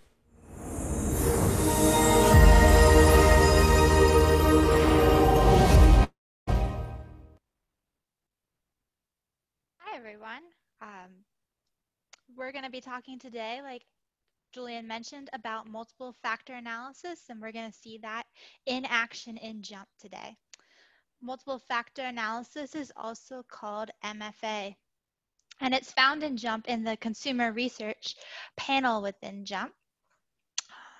One of the typical applications of multiple factor analysis is actually in sensory analysis, where we've got a set of panelists that are rating different items. They could be products, and they're looking at those on different characteristics.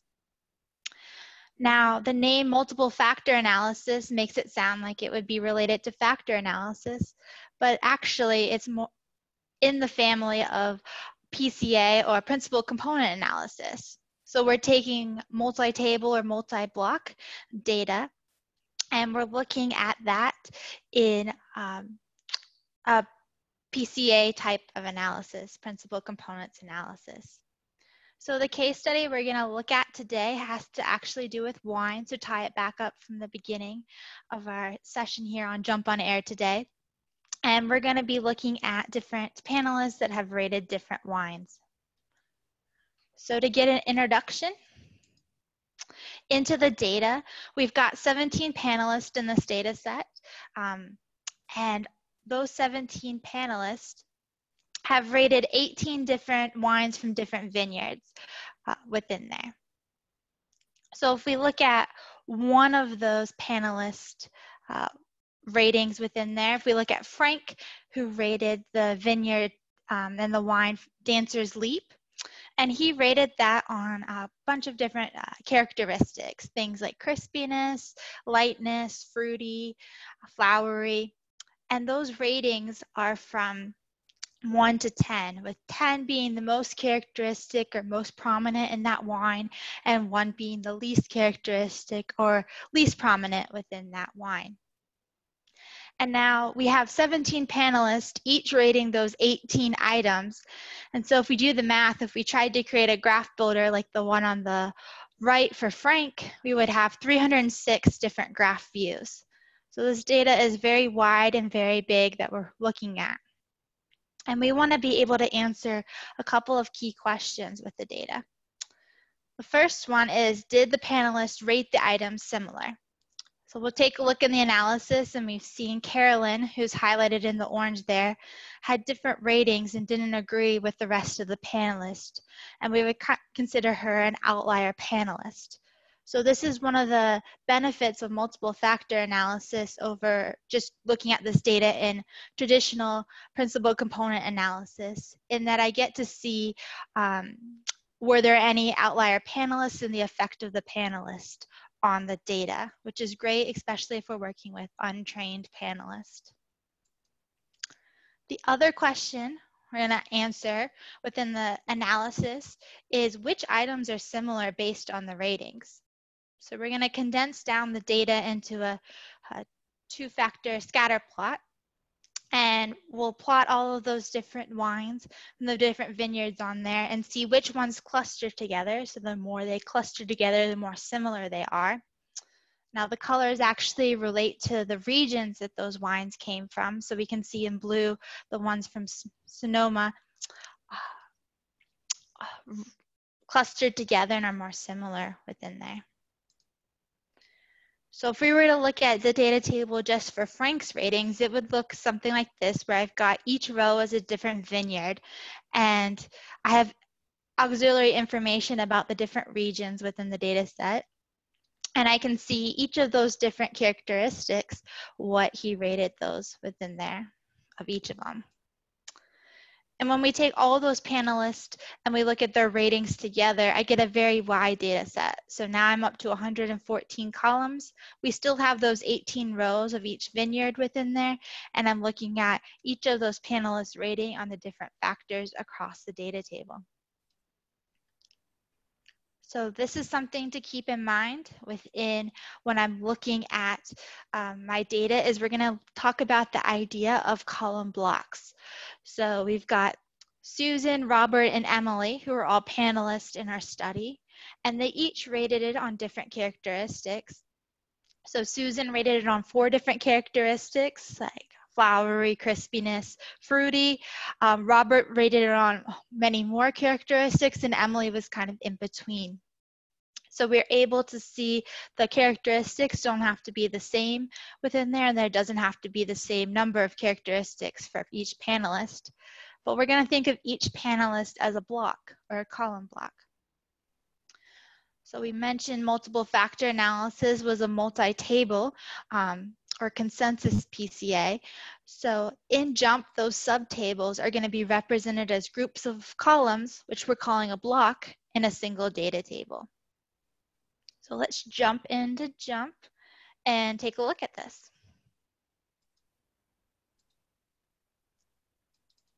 So now I've got that data set open in JMP where I have those 18 vineyards and the different factors within there. So if I scroll across, this is a very wide data set we're looking at, and they each rated those from 1 to 10. And we're going to find multiple factor analysis under the Analyze menu in JMP. At the bottom under Consumer Research and Multiple Factor Analysis. So our product that we're looking at is vineyards within there. So that is the item that they were rating. And then we've got an option to put a supplementary variable in there. So we'll put region in there. It doesn't affect our analysis at all, but we can see it in the graphs to kind of see if there's a kind of reason for the way the wines are grouping. And now I need to set up those column blocks within here. So if I need to add those blocks within here. So my first block would be all of Carolyn's ratings, and I can click Add Block, which makes a block. My second would be all of Susan's ratings, and that would add a block. And same thing with Florence, and I could keep going on and on. So there is a tip and a trick with adding these columns into blocks within JMP, is if I actually group those in my data table before I even start, it makes it even easier to throw those into the dialog box. So I can one time hit Carolyn and say group those columns together. And if I double click, these are all Carolyn's ratings within there. And I can make those column groups within my data table before I go into the dialog box. So what this does is if I have those already all grouped together, if we look at them right here, there are all of my groups. I've got all of my panelists with all of their columns grouped together. So now if we go back to Analyze, Consumer Research, Multiple Factor Analysis, we put our wine in each of those vineyards in my product. We want to see what region does and just visually, but not added into the analysis. And now I can select all of those panelists at once and click Add Block. And that adds those all in at one time. And we're going to run that multiple factor analysis. So in the summary plots, I get the eigenvalues, as well as I can see the scatter plot with looking at the first dimension by the second dimension on here, with the red squares in there are going to be my regions. That was my supplementary variable within there. So I can see an idea of those in the space without including those in the analysis. So there are my blue vineyards that happen to relate to Sonoma. So those are more closely related to each other than some of the other wines within there. The other thing I can see within that first summary plots is my loadings plot with under here. And I can click on any of the panelists or the blocks within here. So if I click on Carolyn, her ratings were different than everyone else's that are working within there. So that's a quick way to identify any outlier panelists that have a different type of ratings for whatever I'm looking at. And each of these, if I hover over, I can see what each of those relate to within there. So if I click on somebody else like Emily, hers are highlighting within the way everyone else was rating those items within there. The last thing I see on my first screen is this consensus map. So this combines both those wines from the vineyards as well as my panelist into one view within here. So let's look at Dancer's Leap again. And that highlights it. It's over here in the center where I see the center of where Dancer's Leap, where all of those ratings were. And then each of these dots are going to be the different panelists. So there's Stephen, Paulo, Florence within there. And however far those lines are from each other is how different the ratings were from each other. So I can click on the legend and see any of those highlighted or zoom into the graph to see them a little bit further. But what I like looking at is this highlight product. So under here, inertia is going to be the eigenvalue squared. So it's another way to represent variance within there. So we're looking at the minimum and maximum inertia. So I want to highlight which one had the most variation and which one had the least amount of variation. So Sandy Beach has the most amount of variation in those ratings. There's the center of Sandy Beach, and no surprise, the biggest outlier was Carolyn within Sandy Beach. That's really far from how everyone else was rating Sandy Beach. And the one that had the least variation or differences was this red blend. So that's in the center of the graph here, and they're not very far from each other that we're working with. So let's take a look at the analysis one more time, but let's leave out our outlier panelists to Carolyn and see what that analysis looks like without including her in the analysis. So I'm just going to come back up to Analyze Consumer Research and Multiple Factor Analysis and hit Recall. And we're just going to remove Carolyn from the analysis. So we're looking at every other panelist with the same setup. And if I run the model, right from the start, I can see that there's no outlier panelist up here in my upper right. And let's look at that consensus map again. So it looks similar, but let's look at the highest and the lowest inertia, so the minimum max inertia. And so now I get a different answer where red blend is still the least variance, but this new formula that we were testing has the greatest variance now. So instead of it being Sandy Beach, once we took Carolyn out in her outlier observation, now we can see it's the new formula that has the most variance within there. So that is multiple factor analysis in JMP, and I will send it back to you, Julian. Outstanding. Thanks so much, Olivia. That was a great introduction to a complicated platform that you made look real easy. So thank you so much for that. In our final segment, we have Pete and Mary back in today's tip of the day to act out a segment where a tip in JMP is a solution to a real-world problem.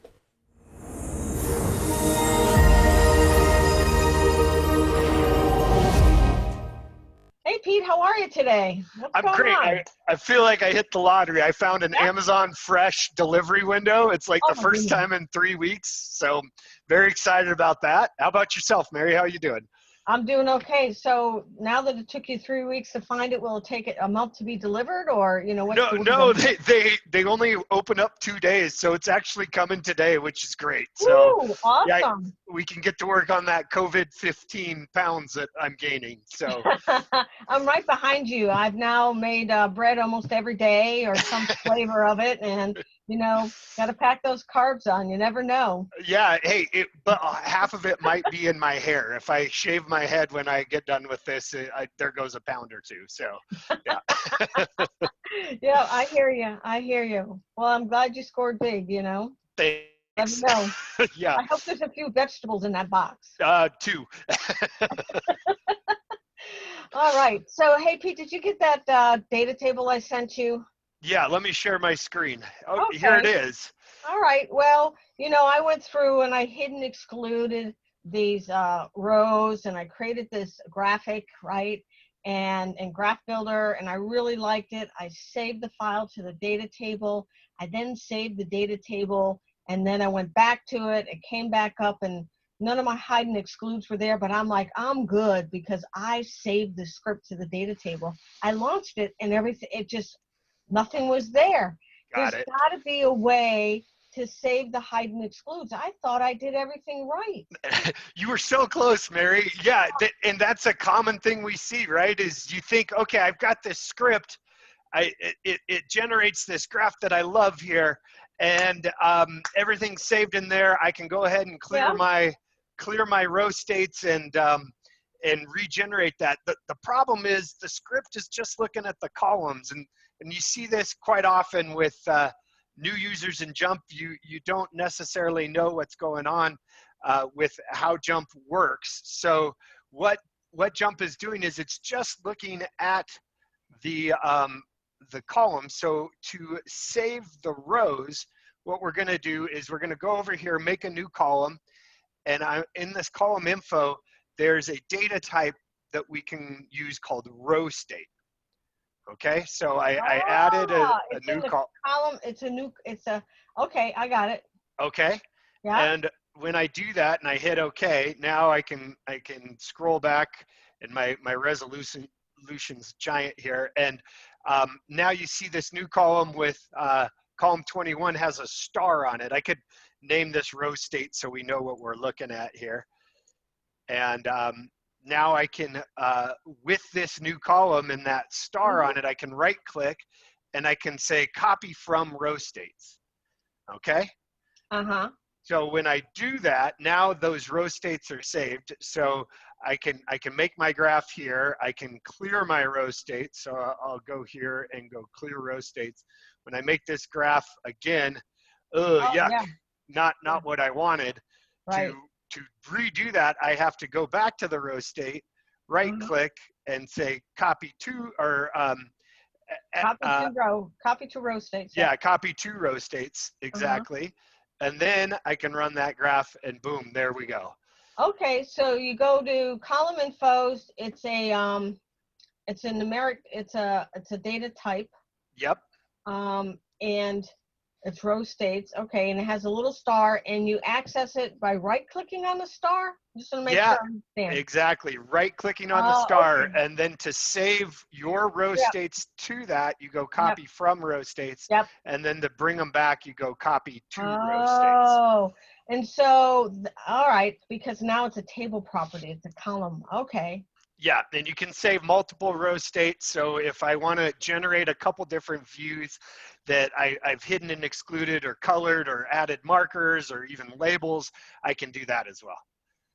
Awesome. Well, you've just saved, and now I can go bake another loaf of bread. I have Great. I'm glad I'm enabling you to get more baking done, Mary. Thank you everyone for paying attention. This has been your JMP On Air tip of the day. Oh. Bye-bye. Thanks so much, Pete and Mary. If you have suggestions for Pete and Mary, make sure you hit our community.jmp.com/JMPOnAir page. You can submit segment ideas for them and comment on any of our presenters' individual segment pages. That's also where you can get all the past episodes as well as on-demand versions of all the different segments.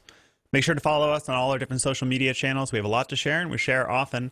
Check out the program guide. We have some really great speakers. Next Friday, we have Vic Strecker on, who is going to give a fantabulous, that's what I'm going to say, a fantastic interview with our own Ann Milley. And so please join us next week for that.